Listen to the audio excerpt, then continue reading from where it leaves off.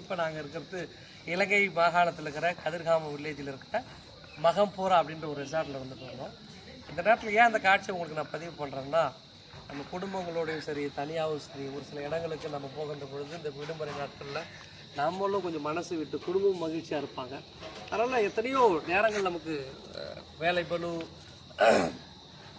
படிக்கிற பிள்ளைங்களுக்கு படிக்கிற பளு இதெல்லாம் இருந்தாலும் கூட குடும்பத்தோட மகிழ்ச்சியாக சில இடங்களுக்கு போகின்ற பொழுது மனசு கொஞ்சம் ஆசுவாசமாக மகிழ்ச்சியாக இருக்கும், சந்தோஷமாக இருக்கும்.